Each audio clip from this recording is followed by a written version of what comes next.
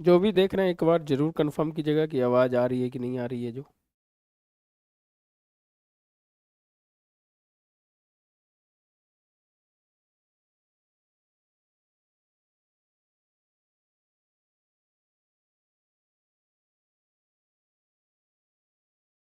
सभी को good evening.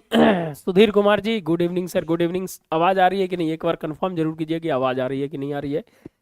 देखिए 70 बीपीएससी मेंस में जो एक पेपर जो होता है GS1, उसमें जो करंट अफेयर्स बहुत ही महत्वपूर्ण होता है। 114 नंबर को आपको उठाना है तो कैसे उठाइएगा?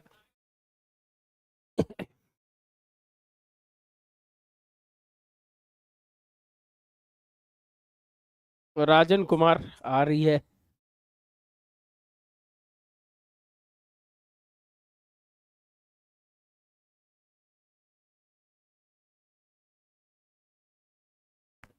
इसी पे आज बात करेंगे हम। और कल मैंने डिस्कशन किया था इकोनॉमिक्स एंड ज्योग्राफी का, तो जो पॉइंट्स है वो पॉइंट्स को जरूर नोट डाउन कीजिएगा, आपके लिए बहुत ही महत्वपूर्ण होगा। सर पीडीएफ क्यों नहीं दे रहे हैं? प्लीज पीडीएफ दीजिए। राजन कुमार जी पीडीएफ का पेड ग्रुप में है क्या? राजन जी आप पेड ग्रुप में हैं? राजन जी पेड ग्रुप में हैं आप? पेड ग्रुप वाले का पीडीएफ जा रहा है? राजन जी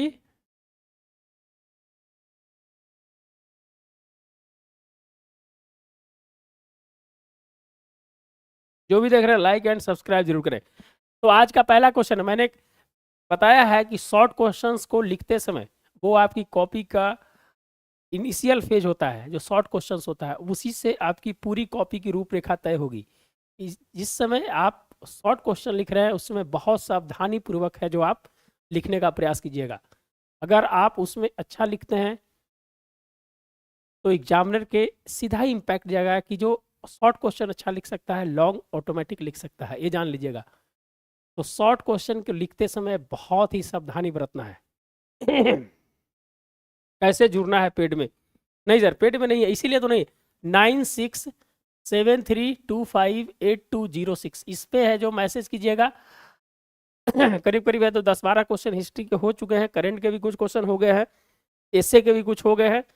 तो जल्दी से जुड़िएगा तो फायदा होगा, नहीं जुड़िएगा तो ऐसा ही समय निकल जाएगा मेरे भाई, फिर ऐसा मौका कभी नहीं आने वाला है। चलिए, तो पहला क्वेश्चन है, पहला क्वेश्चन से आप आंसर का जवाब दीजिएगा। आप लोग ये नहीं कि आप लोग सिर्फ लिखा लिखाई बात को नहीं समझना है, आप भी है जो कमेंट बॉक्स में आंसर दीजिएगा। पहला क्वेश्चन है कि ड्रोन खेती का सामाजिक आर्थिक प्रभाव, social economic impact of drone farming क्या होता है? नाम सुने हैं? नाम सुने हैं कि नहीं सुने हैं? कि सिर्फ फिल्म में देखे हैं ड्रोन को? तो ड्रोन खेती का सामाजिक आर्थिक प्रभाव क्या होगा? दो चार पॉइंट लिखिए, दो चार पॉइंट कमेंट में लिखिए। ड्रोन खेती का सोशल इकोनॉमिक इम्पैक्ट क्या होगा, सामाजिक आर्थिक प्रभाव क्या होगा, बताइए।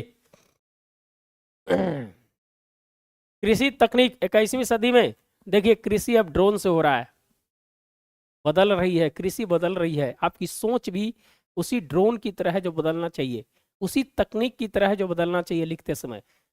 तो दो चार पॉइंट लिखिए, जो भी देख रहे हैं दो चार पॉइंट लिखिएगा। जो भी देख रहे हैं कमेंट में दो चार पॉइंट लिखिए कि ड्रोन खेती का क्या इंपैक्ट है जो सामाजिक आर्थिक पड़ेगा, सामाजिक और आर्थिक प्रभाव क्या पड़ेगा, बताइए।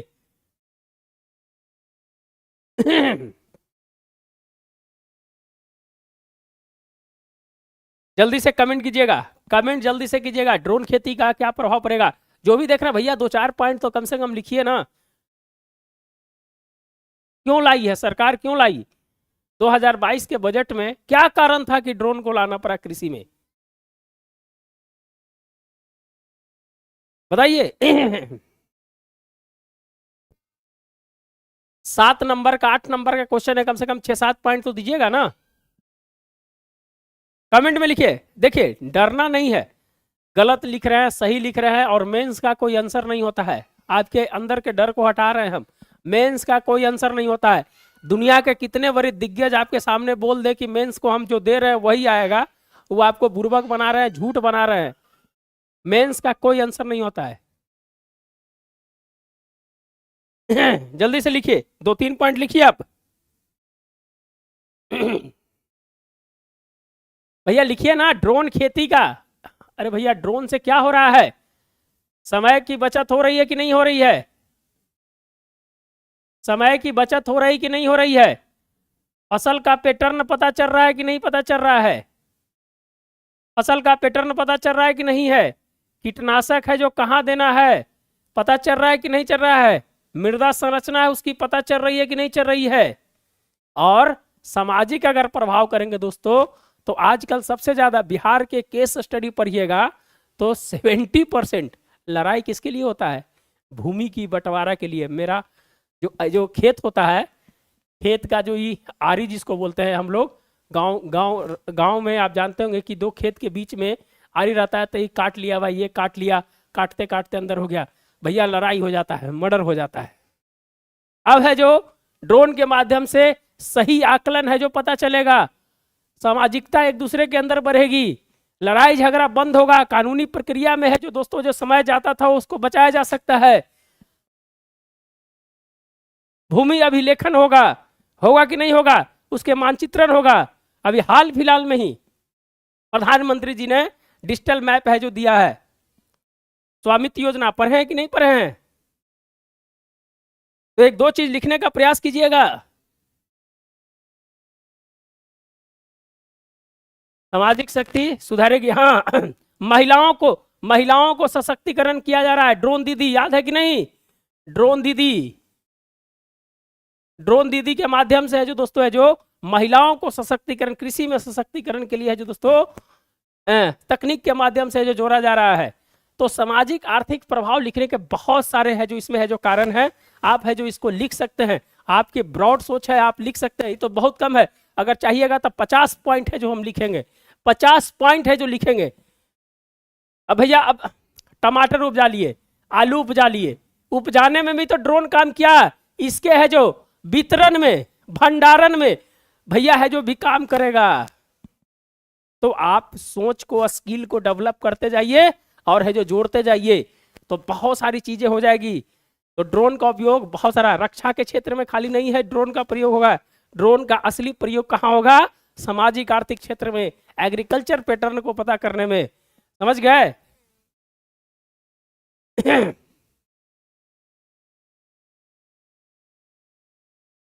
निश्चित रूप से सफल होइएगा, सामाजिक शक्ति बढ़ेगी।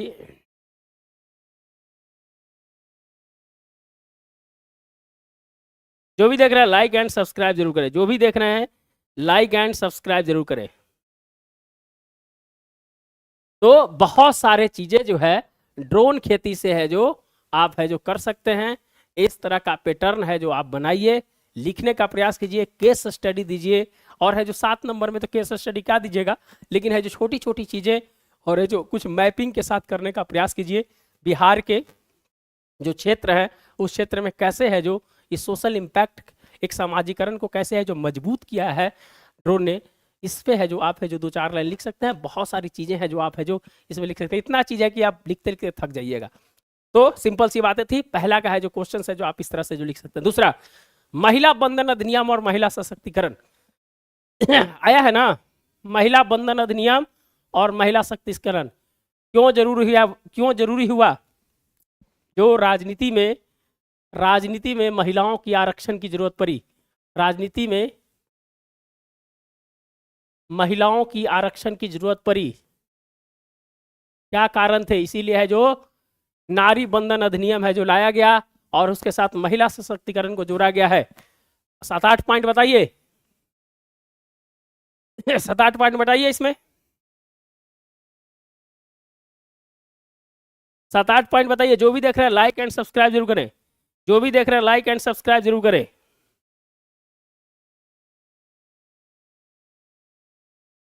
पॉइंट को लिखिए। क्यों लाया गया राजनीति में महिलाओं का आरक्षण? इतने दिनों के बाद क्यों लाया गया बताइए। और महिला सशक्तिकरण के दौर में ये अधिनियम कैसे है जो कारगर साबित होगा आने वाले समय में, नारी बंधन अधिनियम। उम्मीद है कि इसको है जो आगे परिसीमन के बाद इसे जो लागू है जो किया जा सकता है के तहत, अनुच्छेद 106 के तहत, क्या अनुच्छेद 106 के तहत?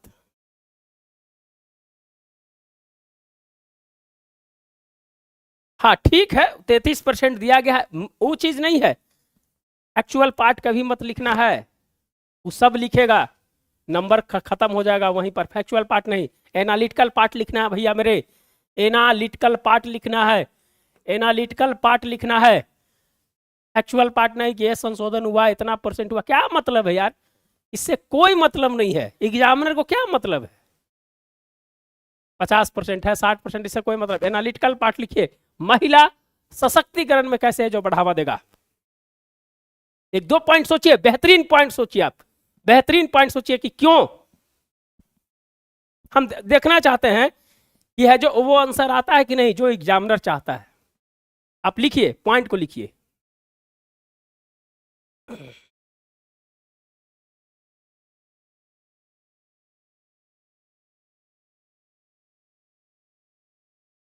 चलिए पहला एगो पॉइंट बताते हैं हम। अगर कोई बिल बनता है, कोई विधेयक बनता है, कितने महिलाओं से उसके ऊपर है जो बातें की जाती है। जेंडर बजट हो गया, महिला बजट हो गया, कितने लोगों को है जो उसमें शामिल किया जाता है।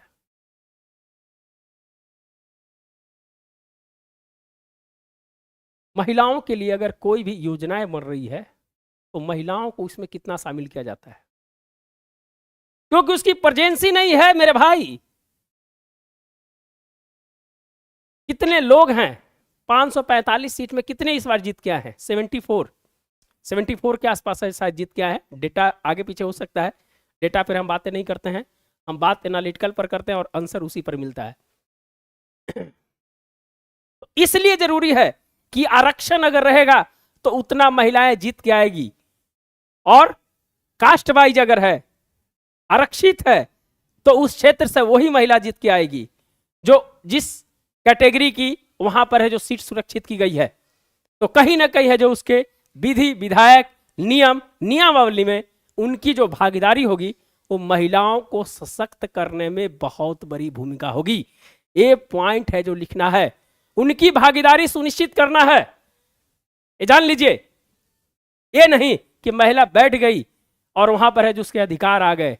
अधिकार नहीं आ गए, अधिकार के लिए उनको है जो वहां पर है जो अपनी आवाज को उठाना पड़ेगा, उनकी प्रतिनिधित्व को वहां पर ही जब बात करना पड़ेगा, तब है जो महिलाओं को सशक्त करना पड़ेगा। नहीं तो कोरा कागज में है जो रह जाएगी ये अधिनियम।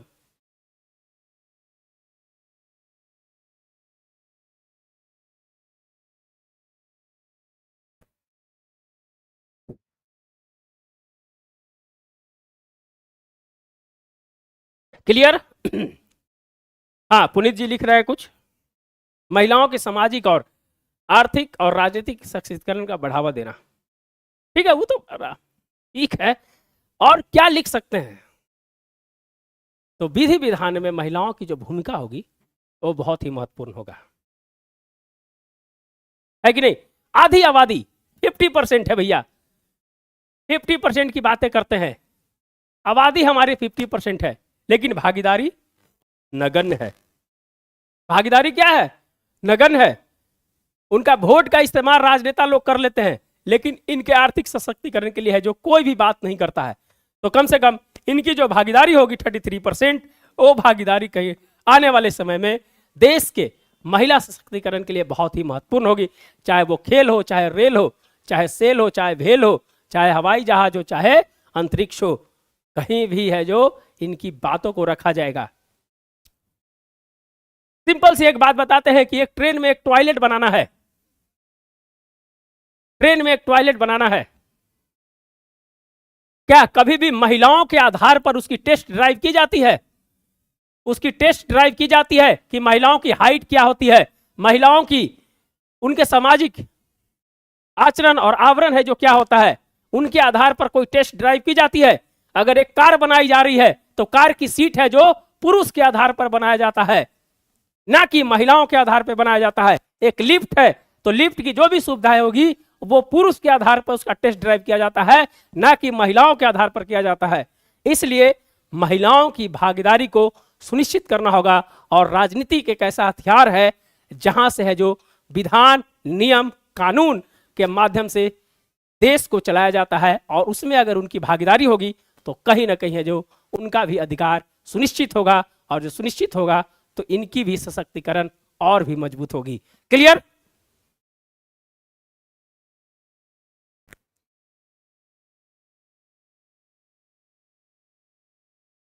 क्लियर हो गया? जो भी देख रहे हैं कमेंट जरूर कीजिएगा, जो भी देख रहे हैं कमेंट जरूर कीजिएगा। महिलाओं के निर्णय लेने की क्षमता बढ़ेगी, नीतीश कुमार सिंह जी, बहुत बढ़िया। जो भी देख रहे हैं लाइक एंड सब्सक्राइब जरूर करें। गुरु जी को नमन, नितिन सिंह जी, बहुत बढ़िया। जो भी देख रहे हैं लाइक एंड सब्सक्राइब जरूर करें। अगर आपको लग रहा है कि ये सेशंस आपके लिए महत्वपूर्ण है तो बहुत ही बेहतरीन होगा। तो यही सब बातें हैं कि राजनीतिक में महिलाओं का आरक्षण जो मैंने बताया, वो पॉइंट घिसा पीटा पॉइंट नहीं लिखना है, घिसा पीटा पॉइंट नहीं लिखना है। अगर घिसा पीटा लिख रहे हैं तो आपको 1 नंबर दे देगा, 1.5 नंबर दे देगा, और 1.5 नंबर दे के निकल जाएगा। कुछ एनालिटिकल बातें हैं जो लिख कर आना मेरे भाई। 8 में अगर 4 नंबर 5 नंबर मिल रहा है तो बहुत अच्छे स्टूडेंट की गिनती होगी आपकी। चलिए, बिहार में राजनीति की नई उभरती प्रवृत्तियां। देखिए कितना अच्छा क्वेश्चन है। बिहार की राजनीति में नई उभरती प्रवृत्तियां, बताइए, कुछ पॉइंट्स बताइए।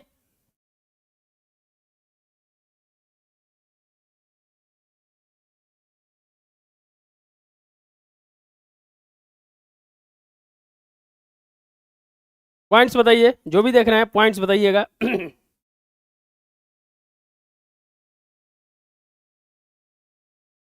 जो भी देख रहे हैं पॉइंट्स को बताइएगा।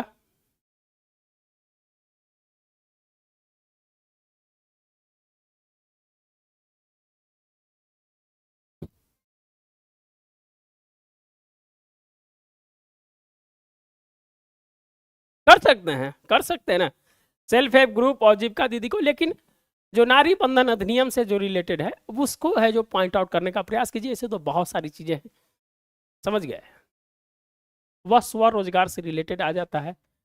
यह है जो नारी बंधन अधिनियम से है, तो उसको है जो पॉइंट आउट करने का प्रयास कीजिए, वो ज्यादा बढ़िया रहेगा। नितिन जी, नितिन जी लिख रहे हैं ना? हाँ नितिन जी, चलिए बताइए। बिहार में राजनीति की नई उभरती प्रवृत्तियां क्या है? क्या है जो राजनीति में है जो नई उभरती प्रवृत्ति है? बताइए, कुछ पॉइंट्स बताइए।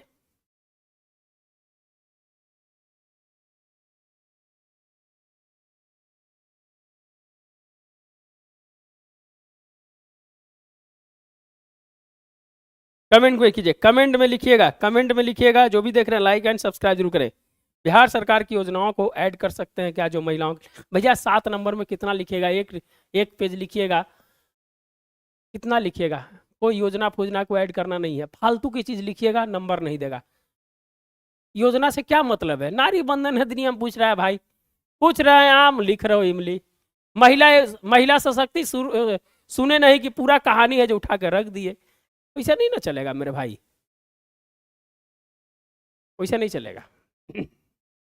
न्यू रीजनल पार्टी कमिंग, इसीलिए कहा बहुत अच्छा चीज। हम इस चीज को सोचना चाह रहे थे कि किसने लिखेगा कि नहीं। नीतीश सिंह जी ने, आपने लिखा है कि नए पार्टी का उदय हो रहा है, नए पार्टियों का है जो उदय हो रहा है और बहुत सशक्त हो रहा है। जन सुराज की बात, जन सुराज है ना, नई पार्टी का उदय रहा है, बहुत अच्छा, बहुत अच्छा पॉइंट है। और बताइए, नई पार्टी का उदय हो रहा है। एक युवा राजनीति के दौर में है जो धीरे धीरे है जो दोस्तों है जो बिहार की राजनीति जा रही है। अब है जो पिछले 30 वर्ष में है जो 2 बड़े जेपी आंदोलन से निकले लालू प्रसाद यादव और नीतीश कुमार की एक राजनीति अब करीब करीब है जो सने सने है जो खत्म हो रही है। ऐसा है जो माना नहीं जा सकता, कहा भी जा सकता है। तो राजनीतिक का जो दौर है वहां पर एक वैक्यूम क्रिएट हो रहा है। अब यहां पर क्या हो रहा है? एक वैक्यूम क्रिएट हो रहा है बिहार की राजनीतिक में। एक है जो रिक्त स्थान क्रिएट हो रहा है, और रिक्त स्थान क्रिएट होने के लिए बहुत सारी नई पार्टियां हैं जो बिहार में है जो आ रही हैं। कुछ पार्टियां हैं जो बहुत ही महत्वपूर्ण है, जो आने वाला बिहार की दिशा और है जो इसके राजनीति को है जो तय कर सकती है। तो नई पार्टी का उदय हो रहा है कि युवा राजनीति का है जो यहाँ पर है जो पर्दापान हो रहा है। और बताइए, और एक चीज, एक पॉइंट और है जो देखना चाहते हैं, वो लिखते हैं कि नहीं कोई लोग, पढ़े लिखे युवा को राजनीति में आना चाहिए। वो तो ठीक है, कोई बात नहीं। देखिए, बिहार की राजनीति में फ्री बीज अरविंद केजरीवाल की नीति जो थी धीरे धीरे जो बिहार में भी एंट्री कर रही है। फ्री बीज जो राजनीति का जो नया पैटर्न है कि लोगों को फ्री में देना, अब धीरे धीरे है जो उसकी जो एंट्री है जो रे क्वेश्चंस को समझिएगा। बिहार की राजनीति की नई उभरती प्रवृत्ति, जो नया नया चीज जो हो रहा है, new emerging trends of Bihar politics, new emerging trends of Bihar politics. तो क्या हो रहा है, अब है जो बहुत सारी पार्टियां जो है लोक लुभावन के चलते, जो दिल्ली में जो चीज अपनाया गया था फ्री का, अब है जो बहुत सारी पार्टियां है जो इसको है जो दे रही हैं। पहले बिहार में ऐसा नहीं था, लेकिन है जो अभी के ट्रेंड में है जो ये चीज को है जो देखा जा रहा है। आप देख भी रहे होंगे, तो एक ट्रेंड बदल रहा है कि नहीं बदल रहा है। दूसरी चीज कि प्रतिस्पर्धा बहुत ज्यादा है, जातिगत राजनीति से लोग बाहर निकल रहे हैं। जातिगत राजनीति से वो है जो ट्रेंड है जो धीरे धीरे है जो टूटता दिखाई दे रहा है। बिहार की राजनीति का इमर्जिंग ये नया पाठ है। ये नया पाठ है, क्यों हो रहा है? लोग शिक्षित हो रहे हैं, अपने अधिकार को जान रहे हैं। तो एक जातिगत राजनीति से अब है जो उसकी दीवार है जो धीरे धीरे है जो क्या हो रही है, ढह रही है, और है जो वहां से निकलकर एक नए राजनीतिक पर्दापान की ओर है जो लोग है जो आ रहे हैं कि नहीं आ रहे। रेवरी का प्रचलन लॉन्च किया जा रहा है, फ्री स्कीम। हाँ, बहुत बढ़िया। और बताइए, जो चीज दिख रहा है ना वही चीज लिखना है, और वही चीज एग्जामिनर खोजता है कि जो हमने है जो पिछले 6-7 महीना 10 महीना मैंने जो देखा वो चीज हो रहा है कि नहीं हो रहा है। जातिगत जनगणना करवाया गया था कि जातियों की जकड़ को और मजबूत किया जाए, लेकिन इसके रिपल्सिव काम कर रहे हैं, समझ गए। इसका प्रभाव है जो रिपल्सिव हो गया। सुप्रीम कोर्ट अभी तक है जो इसका क्लियर नहीं हुआ है, तो उसका लाभ है जो किसी को नहीं मिला। तो जहां पर स्थिति, जहां पर है जो अपवर्ड होना चाहिए था जातियों की स्थिति, वो है जो कहीं ना कहीं है जो दोस्तों है जो दब गई है, और वहां से नए पार्टियों का आगमन से है जो उसको तोड़ने में कहीं ना कहीं है जो सफल है जो हो रही है। हाँ, जनता का मूड भी चेंज हो रहा है, उसी अनुरूप कार्य कर रही है। री एग्जाम तो नहीं ना होगा सर नहीं, भागेश्वर धाम जी नहीं होगा।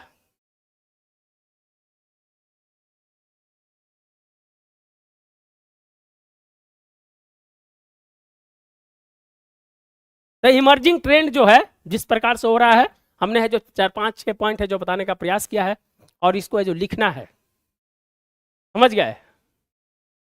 और एक चीज है कि जो बिहार की जो राजनीति है उसका जो केंद्र बिंदु जो होता था परिवारवाद, वो कहीं ना कहीं है जो अब उसको भी तोड़ने का प्रयास है जो किया जा रहा है। जो परिवारवाद की जो नीति जो चल रही थी, चाहे किसी भी पार्टी से हो, उसको भी तोड़ने का है जो प्रयास है जो अब है जो किया जा रहा है। तो किसको कैसे तोड़ेगा?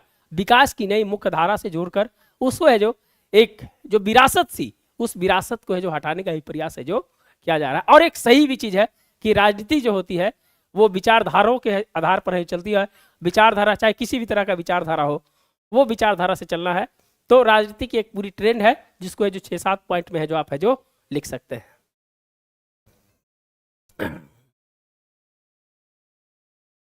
चलिए, भारत में श्रीलंका शरणार्थी के समक्ष चुनौती। भारत में श्रीलंकाई शरणार्थी के समक्ष चुनौती, बताइएगा। कुछ पॉइंट अगर जानते हैं तो बताइएगा।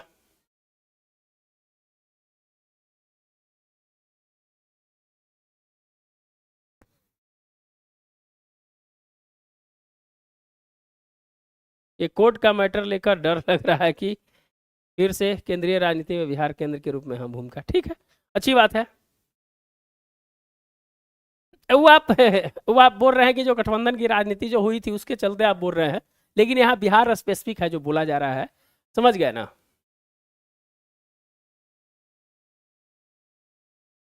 वो हमेशा होता था संदेश जी। चलिए बताइए, भारत में श्रीलंकाई शरणार्थियों के समक्ष चुनौतियां।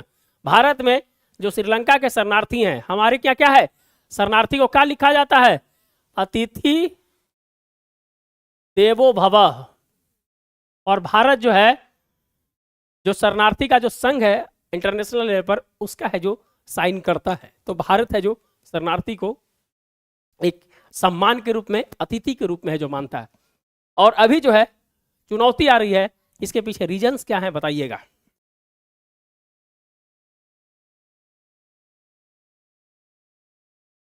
बताइए, कुछ पॉइंट्स बताइए। अभी हाल में जो मछुआरे थे, भारत के मछुआरे को वहां पर एक द्वीप है, वहां पर है जो गोली मार दी गई, घायल हुए, इनकी मृत्यु हुई। तो भारत और श्रीलंका के संबंध जो है मछुआरों को लेकर हमेशा टेंशन की स्थिति में रहा है। तमिलनाडु में वहां अनुच्छेद 13 जो राजीव गांधी के समय से ही विवादित रहा, श्रीलंका में तमिलों को लेकर, उसकी स्वायत्ता को लेकर, उनकी स्वतंत्रता को लेकर, उनकी राष्ट्रीयता को लेकर अनुच्छेद 13 है जो हमेशा है जो विवाद में रहा और आज तक है जो विवाद में है। तो बहुत सारे टेंशन है। चीन के करीब श्रीलंका का होना, अभी हाल फिलहाल में हम्बन टोटा पोर्ट है जो चीन 99 साल के लिए ले लिया है। आर्थिक कमी के चलते वहां पर पिछले बार राजनीतिक उथल पुथल हुआ था, जिसे भारत ने बहुत सहयोग किया था, आप जानते हैं। तो शरणार्थी के समक्ष क्या चुनौतियां हैं भारत में, आप बताइएगा। एनआरसी का जो मुद्दा था दोस्तों, जो भारत में नागरिकता देने की बात थी, जिसमें पाकिस्तान, अफगानिस्तान, बांग्लादेश के अल्पसंख्यकों को, जो हिंदू हैं, उनको यहाँ पर दिया गया था। श्रीलंका के जो भी बहुत सारे लोग हैं उनको जो नहीं दिया गया था, चाहे भूटान हो चाहे नेपाल हो। तो कुछ है उसमें भी है जो बातें हैं जो रही गई थी एनआरसी में, आप पढ़े होंगे उसमें। तो क्या चुनौती थी, इस पे हम है जो कनेक्ट कर नहीं कर रहे हैं, आपको कनेक्ट करना है, हम बता रहे हैं, आपको कुछ आंसर है जो लिखना है यहाँ पर। बताइए, कमेंट कीजिएगा, कमेंट कीजिए, कमेंट कीजिए आप।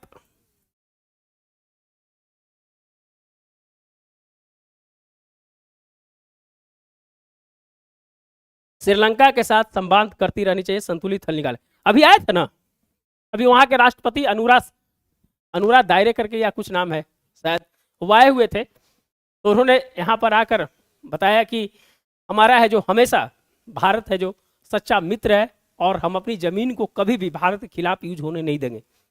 उन्होंने है जो हाल फिलहाल में कहा था, बिहार में भी आए थे, गया में भी आए थे। तो आप लोग न्यूज़ पढ़ा कीजिए, न्यूज़ देखा कीजिए, समझ गए। और ये सब जो न्यूज़ बता रहे हैं ना, ये कहीं किताब उताब में नहीं मिलेगा, नोट्स में नहीं मिलेगा आपको, समझ गए। ये सब कनेक्ट करने के लिए आपको है जो अध्ययन जो है, डेली न्यूज़ आपके दिमाग में होनी चाहिए, तब है जो इस सब चीज़ को कनेक्ट कर सकते हैं। नहीं तो किताबी भाषा में लिखिएगा, संभव नहीं है कि इस सब क्वेश्चंस को आप टैकल कर पाइएगा। मेरा जहाँ तक अपना अनुभव कहता है, इस सब क्वेश्चंस को कहीं मिलेगा, कहीं नहीं मिलेगा। आप पूरा भारत श्रीलंका की कहानी लिख के आ जाइएगा।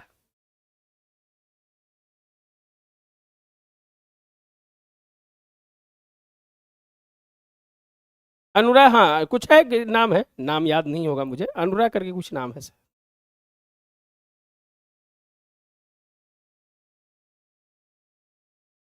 यस गुरु जी, हाँ।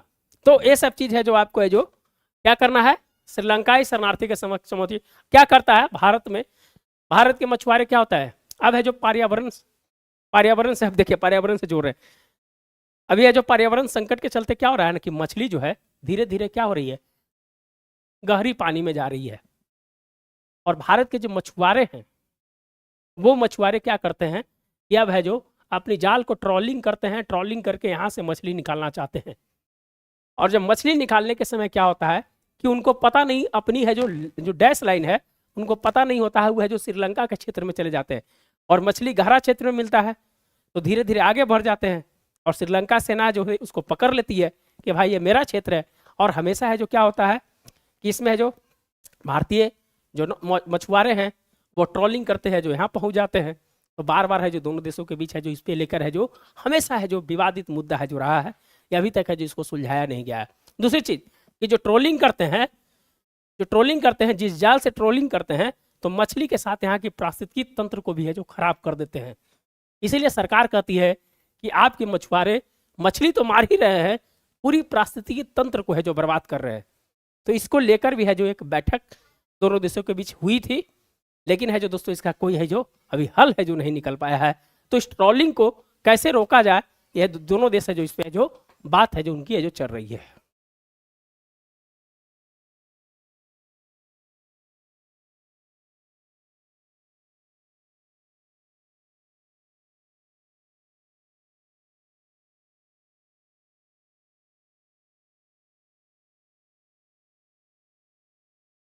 नहीं, वही है ना, बताया ना, जैसे देखिए ये हो गया जो श्रीलंका को नहीं दिया, जो शरणार्थी जिनको पकड़ कर लाया गया, जो शरणार्थी जो पकड़ कर जिनको लाया गया, उनके साथ है जो व्यवहार है जो अच्छा होना चाहिए। दोनों देशों के बीच संवाद है जो होना चाहिए, दोनों के संबंध है जो बहुत बहुत ज़्यादा अच्छे हैं। तो दोनों के साथ है जो ऐसा है जो एक ज्वाइंट वेंचर है जो दोनों के बीच काम करना चाहिए, ताकि जो शरणार्थियों को है जो बेहतर है जो उसकी जो बुनियादी सुविधा है उसको और है जो बेहतर है जो किया जा सके। ये है जो 6-7 पॉइंट है जो लिखेगा, क्या कि 7 नंबर में आप ज़्यादा नहीं लिख सकते हैं, आप ज़्यादा पेज नहीं भर सकते।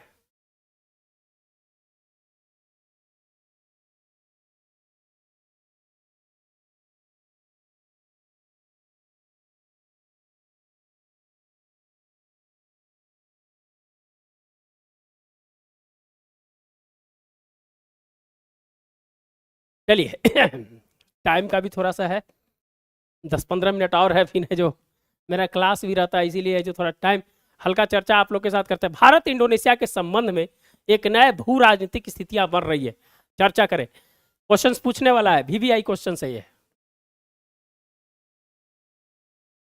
भारत इंडोनेशिया के संदर्भ में हल्का सा बताइएगा, भारत इंडोनेशिया के संदर्भ में अगर जो भी जानते हैं आप है जो कमेंट में लिखने का प्रयास कीजिएगा।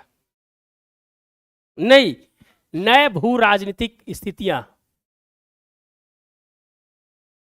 क्या बन रही है? A new geopolitical situation is being created due to the Indian Indonesia relations discuss. हाँ हाँ, ज्यादा नहीं लिखना है, ज्यादा नहीं लिखना है। बताइए, भारत इंडोनेशिया यह है जो 36 नंबर में है, लंबा लिखना है, लेकिन है जो कुछ की पॉइंट्स के साथ है जो हम लोग है जो इस पे चर्चा करेंगे जो आपके लिए बेहतर होगा। बताइएगा।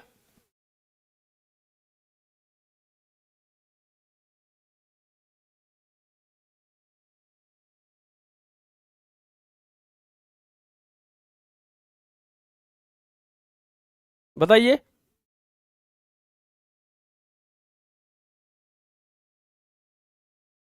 भारत और इंडोनेशिया के बीच कुछ संबंध बताइए। अभी है जो हाल फिलहाल में इंडोनेशिया के राष्ट्रपति भारत आए हुए थे, इसीलिए क्वेश्चन है जो इस बार बनना तय है, भारत और इंडोनेशिया।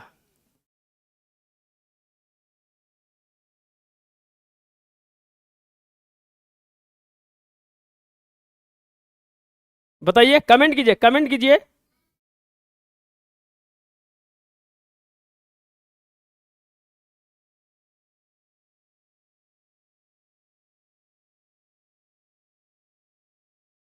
चलिए देखिए, सबसे पहले तो है जो भारत और इंडोनेशिया दोनों है जो नाम का सदस्य रहा है। जैसी है जो दोस्तों है जो भारत आजाद हुआ तो 2 विश्व था उस समय, एक पश्चिम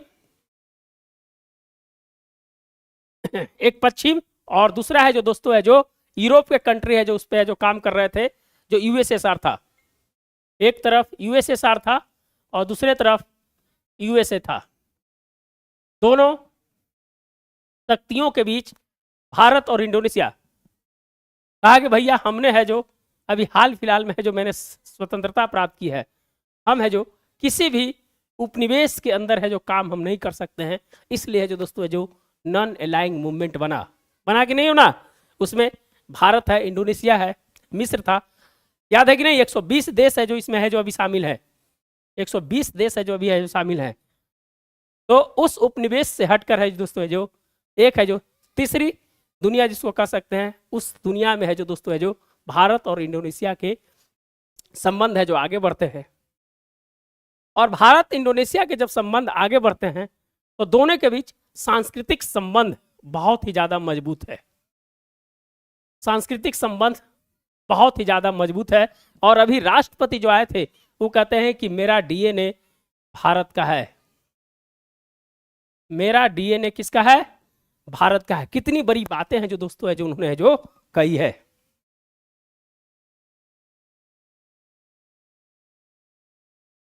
हाँ हाँ ठीक है, वो तो बात अलग है। अगर हम कुछ संबंधों के बात करें तो दोनों के बीच जो सांस्कृतिक कल्चर है, जिसको है जो सॉफ्ट डिप्लोमेसी कहते हैं, बहुत ही क्लोज्ड है, क्योंकि वहां के नाम भी है जो दोस्तों संस्कृत में रखे जाते हैं। वहां रामायण लीला भी होता है। बोरोबदूर बौद्ध धर्म का जो है जो जो शिक्षा, जो बौद्ध धर्म का शिक्षा और भारत के सारनाथ से भी है जो उसको है जो, और गया से भी जोड़ता है कि नहीं जोड़ता है। तो सांस्कृतिक संबंध बहुत ही ज्यादा है जो मजबूत है, ध्यान रखिएगा। इसके सामाजिक क्षेत्र, आर्थिक, राजनीतिक, सैन्य क्षेत्र और है जो दोस्तों है जो विश्व मंच पे है जो दोनों की भूमिका, जैसे ब्रिक्स में है जो भारत है, इंडोनेशिया भी है कि नहीं है। अभी है जो ब्रिक्स+5 हुआ, उसमें जो इंडोनेशिया को भी जोड़ा गया। तो बहुत सारे मंचों पर है जो दोस्तों है जो इंडोनेशिया के साथ भारत के संबंध और भी है जो मजबूत है। रक्षा के क्षेत्र में अभी है जो ब्रह्मोस मिसाइल लेने की है जो बात कर रहा है, ब्रह्मोस मिसाइल है जो लेने की बात कर रहा है, रणनीतिक रूप से है जो बहुत ही ज्यादा है जो महत्वपूर्ण है। तो सामाजिक, आर्थिक, राजनीतिक, सैन्य और है जो दोस्तों संस्कृति, सैन्य और विश्व मंच पर दोनों की भूमिका, ये है जो दोस्तों आप है जो इस पॉइंट पे है जो इसको जो डील कर सकते हैं न्यू जियो पॉलिटिकल नीति में।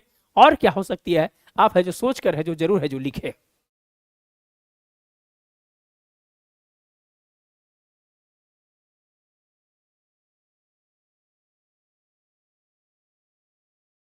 काजल Singh ji, good evening sir.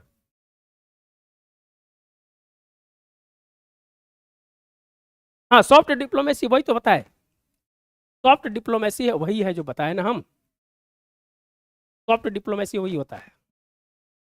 तो ये क्लास डेली होगी। हाँ आप हमारे साथ जुड़ सकते हैं, हैंड रिटेन मॉडल आंसर मिलेगा, हैंड रिटेन 9673258206। आप इस पे व्हाट्सअप कीजिए और हमारे ग्रुप से जुड़ जाइए। अब बहुत लिमिटेड दिन है, 2-4 दिन के बाद है जो ग्रुप बंद कर दिया जाएगा, क्योंकि है जो दोस्तों है जो समय भी है जो धीरे धीरे जो बीत रहा है, कभी करीब 10-12 क्वेश्चंस भी हो चुके हैं। तो लास्ट जो बैच है उस बैच में है जो आप एंट्री ले सकते हैं और बहुत इंपॉर्टेंट है आपके लिए। हाँ बताए ना, सैन्य अभ्यास बताए ना हम, सैन्य अभ्यास तो बताए ना हम।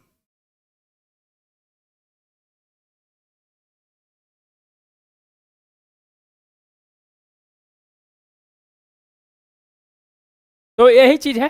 चलिए अब है जो ट्रंप की अमेरिका फर्स्ट नीति से वैश्वीकरण पर पड़ने वाले प्रभाव की चर्चा करें। इस संदर्भ में भारत की भूमिका को स्पष्ट कीजिए। अभी ट्रंप साहब आए हैं और अमेरिका फर्स्ट नीति चल रहा है, इससे है जो वैश्वीकरण पर क्या प्रभाव पड़ेगा और इसमें भारत की भूमिका को स्पष्ट कीजिए। बताइए, पॉइंट बताइए। इंग्लिश में भी नहीं, इंग्लिश में नहीं है, हिंदी में, हिंदी में मॉडल आंसर मिलेगा। बताइए, ट्रंप की अमेरिका फर्स्ट नीति, अमेरिका फर्स्ट नीति बताइए, इससे है जो क्या प्रभाव पड़ेगा वैश्वीकरण पे।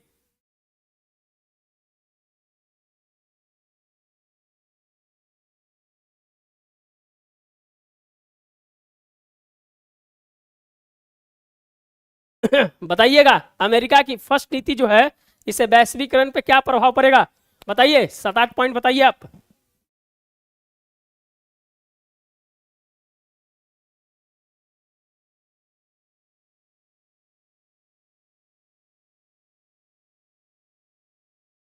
जो भी देख रहे हैं लाइक एंड सब्सक्राइब जरूर करें, जो भी देख रहे हैं लाइक एंड सब्सक्राइब जरूर करें। बताइए, अरे अमेरिका का फर्स्ट नीति क्या है? ट्रंप साहब की जो नीति है वो क्या कर रहा है? हम वैश्वीकरण की बात करते हैं, जमाना बदल गया है, हम वैश्वीकरण की बात नहीं करते हैं। उन्होंने क्या किया? उन्होंने उत्पादन, निर्माण और बाजार, कहा कि भैया सब मेरे पास रहेगा, सब मेरे पास रहेगा। अब हम नहीं किसी के पास अब है जो पैसा लगाएंगे, एफडीआई नहीं करेंगे। भारत 3% के आसपास है जो दोस्तों है जो व्यापार घाटा है अमेरिका का, लेकिन कहा कि हम किसी को नहीं छोड़ेंगे, सब पे है जो हम टैरिफ लगाएंगे। तो भारत को यहां आत्मनिर्भर होना चाहिए, भारत को यहां आत्मनिर्भर होना चाहिए। तो वैश्वीकरण के प्रभाव में जो अमेरिका, कनाडा, मैक्सिको और चीन पे जो इसने टैरिफ लगाया वो WTO के नियम के खिलाफ है। और अब कहता है अमेरिका कि हम किसी की परवाह है जो नहीं करने वाले हैं, हम सिर्फ अपनी परवाह करेंगे। वैश्वीकरण कोई कंसेप्ट नहीं है, वो एक भ्रूण था, भ्रूण से बच्चा पैदा लिया, अब है जो दोस्तों है जो उसकी कोई परवाह नहीं है, वो अनाथ हो गया है। वैश्वीकरण अनाथ हो गया है, अब है जो हम उसकी चिंता नहीं करते हैं।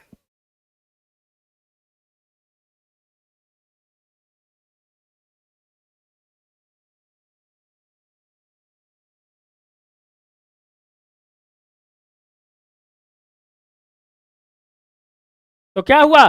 उत्पादन, निर्माण और बाजार कह रहा है कि हम है जो बंद कर देंगे। वैश्वीकरण पे जो पड़ने वाले प्रभाव है, इस प्रभाव को, तो भारत की अपनी जो आयात नीति है, वो आयात नीति में क्या करना चाहिए? बदलाव करना चाहिए। हम है जो इसके प्रिकॉशंस है जो पहले ही से कर ले कि हो सकता है कि भारत को भी झटका है जो मिले। रुपया 87 के पार हो गया है मेरे भाई, रुपया 87 के पार हो गया है, समझिए।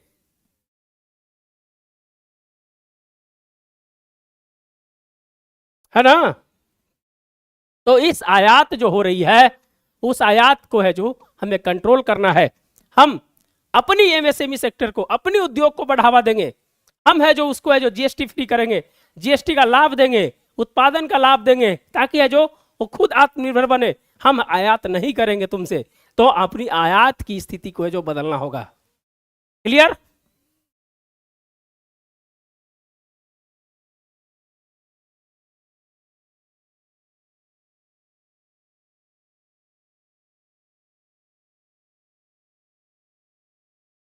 क्लियर है कि नहीं है? कुछ पॉइंट आप बताइए, कुछ पॉइंट और बताइए। डॉलर का वैल्यू बढ़ते जा रहा है भैया, 70% है, उसी का मार्केट है। तो कह दिया है कि ब्रिक्स देश जितने भी हैं, अगर मेरी बात नहीं मानेंगे तो 100% है जो टैरिफ लगाएंगे उसके ऊपर। ब्रिक्स को टारगेट कर रहा है, जिसमें है जो चाइना है, ब्राजील है, रसिया है, इंडिया है, साउथ अफ्रीका है और प्लस 5 देश और है। सोच लीजिए क्या स्थिति होगा।